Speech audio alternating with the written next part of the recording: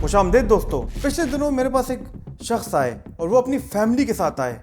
उस शख्स ने मुझे बताया कि वो अपने गुस्से से बहुत ज़्यादा परेशान है। उसकी वाइफ ने भी बताया कि उनके ऑफिस में वो छोटी छोटी बातों पे अपने कोलीग से लड़ने लगते हैं। वो अपने बॉस के साथ भी छोटी छोटी बात पे बहस व मुबासा आर्गुमेंट्स करने लगते हैं। उन्होंने बताया कि वो अपने बच्चों पे भी अपने गुस्से का इजहार करते हैं। वो अपनी बेगम के साथ छोटी छोटी बात पे लड़ने लगते हैं और जब गुस्सा ज्यादा हो जाए तो वो घर में चीजें भी तोड़ने लगते हैं। गुस्सा इतना बढ़ गया कि उनके दोस्त और उनके कजन ने उनको कहा कि गुस्सा सारी जिंदगी तुम्हारे अंदर रहेगा। उन्होंने अपने गुस्से को मेरे साथ डिस्कस किया। मैंने उनको बताया कि आपके अलावा दुनिया में और भी लोगों में ये गुस्सा पाया जाता है। एक रिसर्च के मुताबिक जो कि हार्वर्ड मेडिकल स्कूल में हुई थी, 22 मिलियन अमेरिकन यानी कि 9% ऑफ द एडल्ट पॉपुलेशन में गुस्सा पाया जाता है। गुस्सा जो है दवाइयों के बगैर कैसे खत्म किया जाता है, आइए जानने की कोशिश करते हैं इस वीडियो में।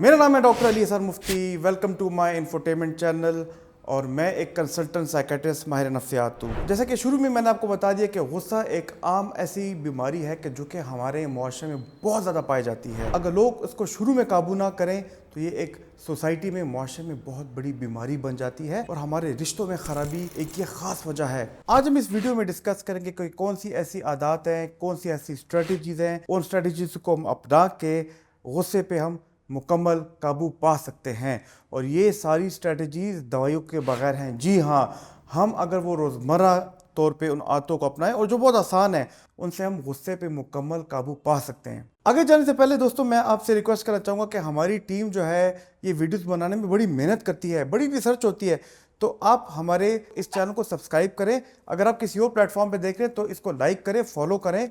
इससे हमारी टीम का दिल बहुत बड़ा हो जाता है। कोई भी आपका क्वेश्चन हो, कोई भी आपके कमेंट्स हो, आप इस व्हाट्सएप चैनल पे हमसे रब्ता कर सकते हैं। इधर हम पूछेंगे आपसे एक सवाल, इससे हमें पता चल सकेगा कि हमारे जितने भी व्यूअर्स हैं वो अपने गुस्से का इजहार कैसे करते हैं।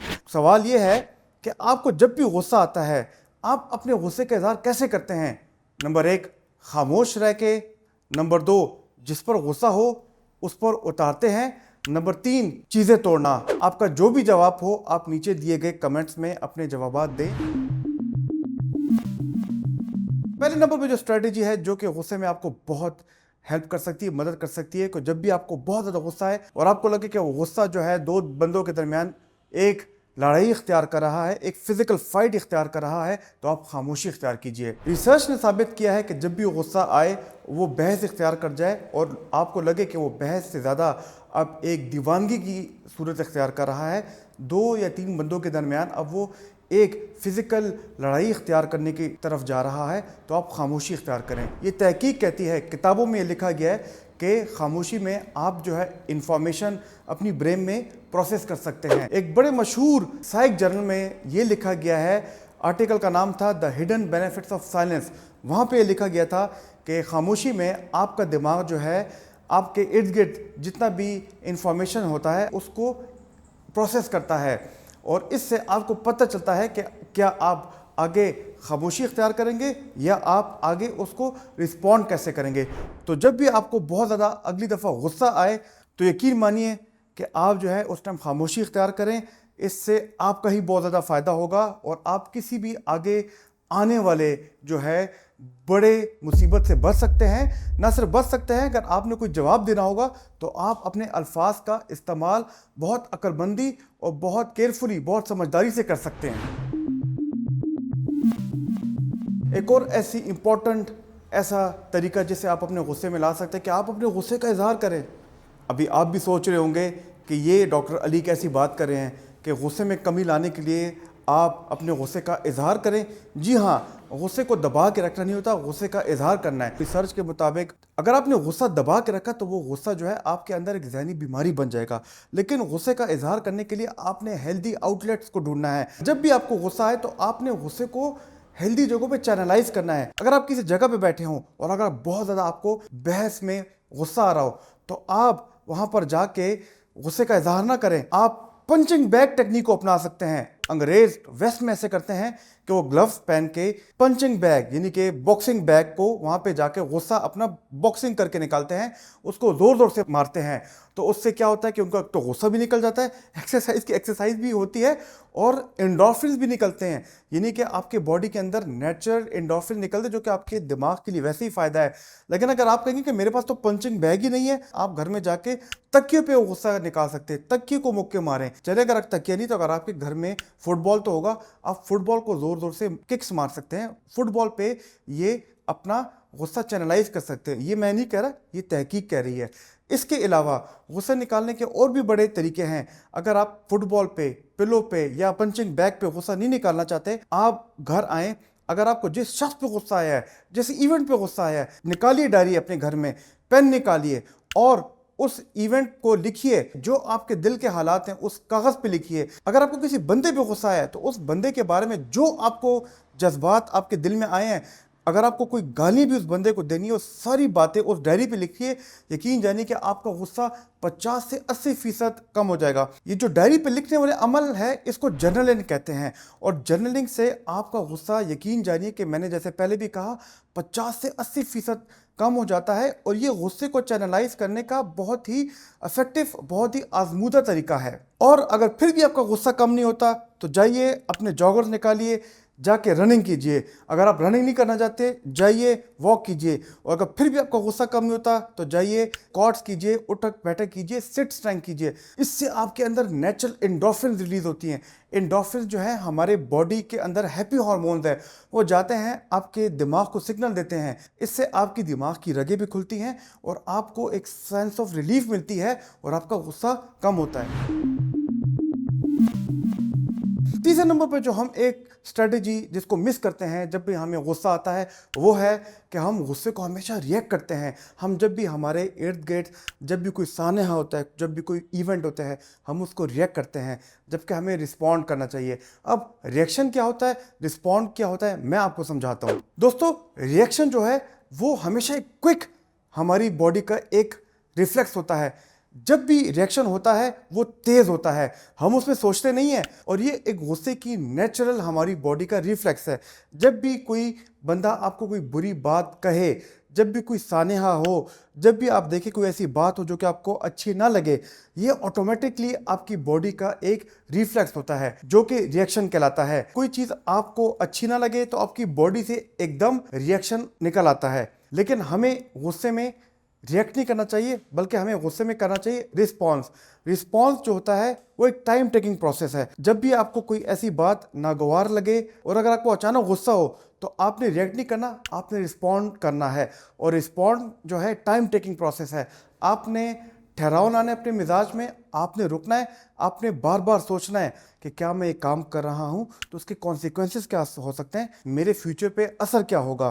तो इसलिए रिस्पॉन्स जो है वो जनरली कुछ मिनटों से लेके, कुछ घंटों से लेके दिनों पर भी मुहित हो सकते हैं। और रिस्पॉन्ड हमेशा लॉजिकली होता है, वो आपके एहसासात पे डिपेंड नहीं करता, बल्कि आपके दिमागी, आपके लॉजिकल प्रोसेस पे अमल करता है। डॉक्टर जॉन रेनफील्ड ने एक आर्टिकल लिखा था कि रिएक्शन जो है वैलिड होते हैं लेकिन वो टेम्परेरी होते हैं।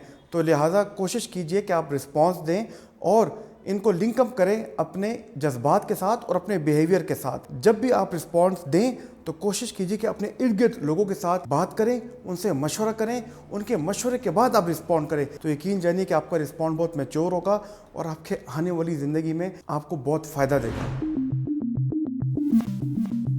एक और ऐसी स्ट्रेटजी जब आपको गुस्सा है तो उसको ज़रूर अपनाइएगा, वो ये है कि जब भी आपको शदीद गुस्सा है, आपके सामने बंदा आपके बारे में बात कर रहा हो, किसी इवेंट में, किसी महफिल में आपके बारे में बात की जा रही हो और आपको गुस्सा हो, अगर आप सोच रहे हो कि मैं जवाब देने लगा हूँ, तो फ़ौरन पॉज लीजिए, फ़ौरन ब्रेक लीजिए। जी हाँ, आराम से रिलैक्स होकर बैठ जाइए और एक गहरा सांस लीजिए और सोचिए कि क्या ये मैं बात अगले बंदे के चेहरे पे कर रहा हूँ। तो उस वक्त सोचिए कि क्या इस बात करने के बाद क्या मेरा वो रिश्ता तो नहीं ख़राब होगा, उसके कॉन्सिक्वेंसेस क्या होंगे। मैं वो बात तो करने लगा हूँ लेकिन उसके नतायज क्या होंगे, उसके बाद क्या मेरी जॉब तो नहीं चली जाएगी, क्या मेरी फैमिली लाइफ डिस्टर्ब तो नहीं हो जाएगी, क्या मेरी दोस्ती तो ख़राब नहीं हो जाएगी, क्या इसका असर मेरे बिजनेस पे तो नहीं पड़ेगा। आपको जब भी अगली दफ़ा गुस्सा आए, आप रुकिए और उसके बाद सोचिए कि इसके कॉन्सिक्वेंसेस क्या होंगे, इसका नतीजा क्या होगा।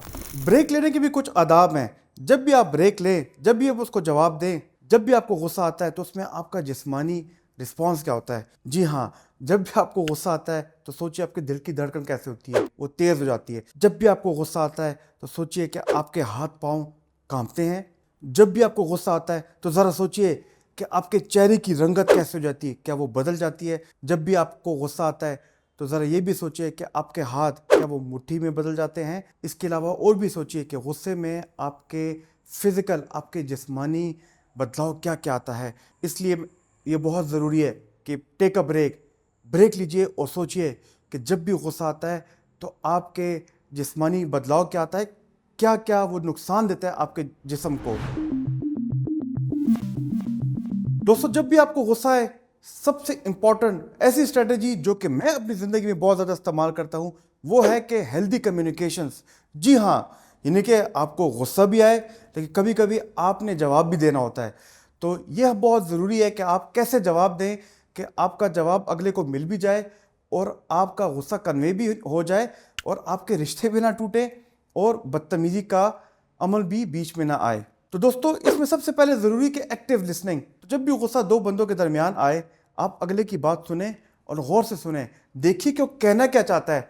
कभी कभी हो सकता है उसकी बात ठीक हो, कभी कभी हो सकता है कि उसकी बात मिसकम्युनिकेशन की बेस पे हो, कभी कभी हो सकता है कि वो कोई बात कर रहा हो, उसको पूरी बात पता ही ना हो। तो आप उसकी बात गौर से सुनिए, बजाय ये कि आप उसकी बात आधे में ही काट लें। जब भी आप कोई बात उससे करें तो उसमें आप आए यानी कि मैं का लफ्ज़ इस्तेमाल ना करें, क्योंकि आप जब भी मैं का लफ्ज़, आए का लफ्ज़ इस्तेमाल करेंगे तो उससे देखा ये गया है कि रिसर्च के मुताबिक इससे लड़ाई बढ़ती है और इससे हमेशा जो है बहस व मुबाहिसा बढ़ता है।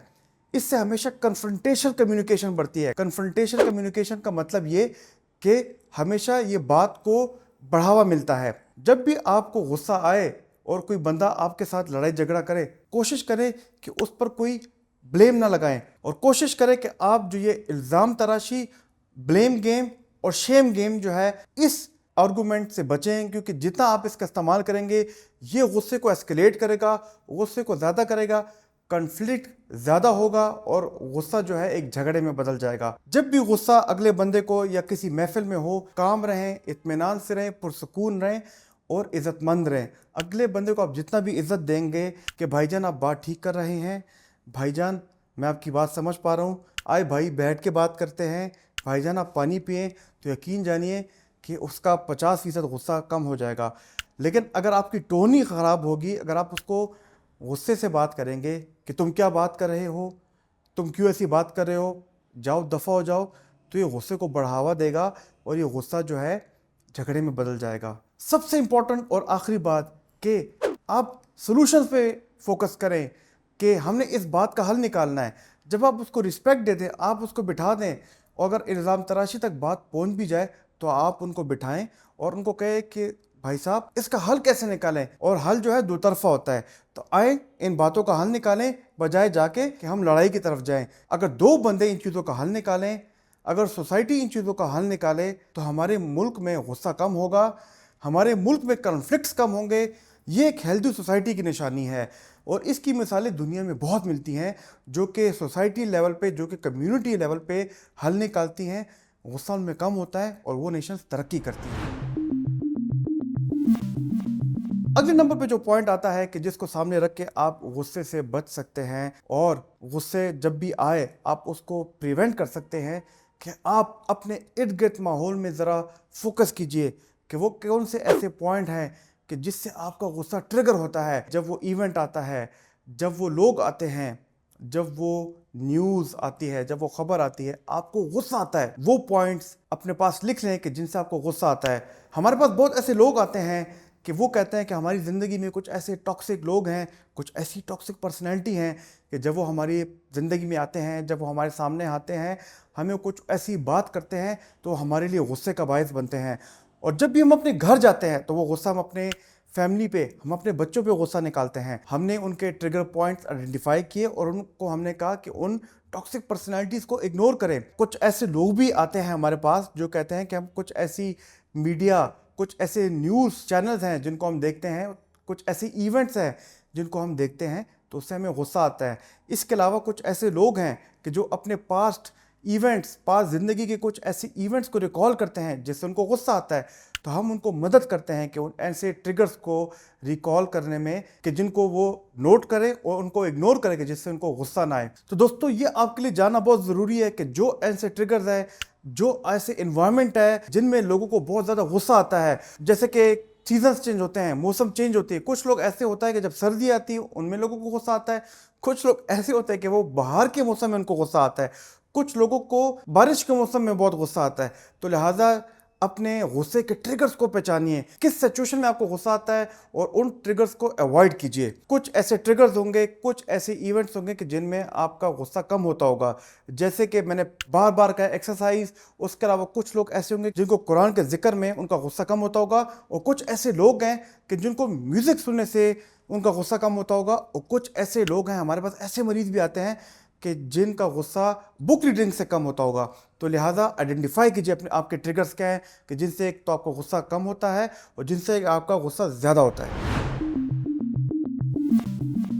दोस्तों, सबसे आखिरी जो स्ट्रेटेजी है अपने गुस्सा कम करने के लिए, आप जिधर भी हो दुनिया में, जिधर भी हो, जहाँ पे भी हो, चाहे ऑफिस में हो, चाहे घर में हो, चाहे ट्रैवल पे हो, आपको जब भी गुस्सा है आप ये टेक्निक अप्लाई करें, आपका गुस्सा उसी तौर पे फौरी तौर पे कम होगा। जी हाँ, इसको कहते हैं डीप ब्रीदिंग एक्सरसाइजेज, और ये एक्सरसाइज अभी मैं आपके साथ करके दिखाऊंगा। ये एक्सरसाइज टोटल 9 सेकंड की एक्सरसाइज है, और इस एक्सरसाइज की ज़रूरी है कि आपने फोकस बहुत अच्छा करना है। आपने कोशिश करना है कि आप फोकस करें, आपने आंखें बंद करनी है, आपने रिलैक्स होकर बैठ जाना है, और आपने जब आंखें बंद करनी है तो आपने सोचना है कि आप कोई बहुत ही अच्छी पुरफिज़ा मकाम पे हैं। आप सोचिए कि आप पहाड़ों के दरमियान में हैं, आपके इर्द गिर्द ग्रीनरी है, सब्ज़ा है, और आपके इर्द गिर्द बहुत खूबसूरत घने दरख्त भी हैं। इसमें आपने करना है कि जब आप रिलैक्स होकर बैठ जाएं, आंखें बंद कर लें, और उस सिचुएशन में जो कि अभी आपको मैंने बताया है, तो आपने पहले 3 सेकंड सांस इनहेल करनी है, सांस को अंदर खींचना है नाक से, जैसे कि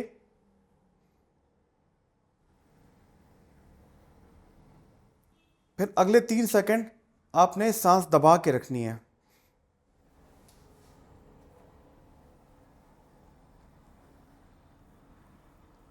और फिर अगले 3 सेकंड आपने सांस होंठों से निकालनी है, एक्सहेल करनी है।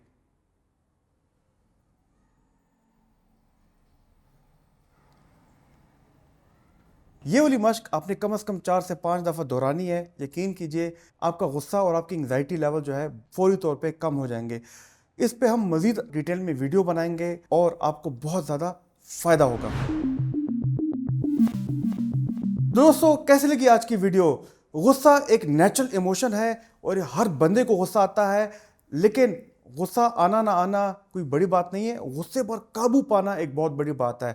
और जिसने ये मास्टर कर लिया कि गुस्से को कैसे काबू करें, असल ताकत यही है। दोस्तों, अगर आपको कोई ऐसा दोस्त है, रिश्तेदार है जिसको बहुत गुस्सा आता हो और आपने भी देखा हो कि उसको कोई प्रॉब्लम है, उसको गुस्सा काबू नहीं होता, तो ज़रूर ये वीडियो उसके साथ शेयर कीजिए। अगर आपको भी गुस्सा बहुत आता हो, अगर आपको लगता हो कि इस वीडियो से आपको फ़ायदा हुआ है, तो ज़रूर हमें अपने कमेंट में बताइएगा। दोस्तों, अगर आपके किसी फैमिली मेम्बर में, आपके दोस्तों में, आपके प्यारों में, आपके करीबी लोगों में कोई ज़हनी अमराज हैं, तो आप उसको अपने किसी भी करीब साइकियाट्रिस्ट, साइकोलॉजिस्ट के पास ले जाएं। मदद आपका इंतज़ार कर रही है। मेरी कोशिश ये कि आपको इन वीडियोस के ज़रिए रेजिलिएंट बनाऊं, आपकी पर्सनैलिटी में पॉजिटिव इम्पैक्ट लाऊं। तो हमारे साथ जुड़े रहिए।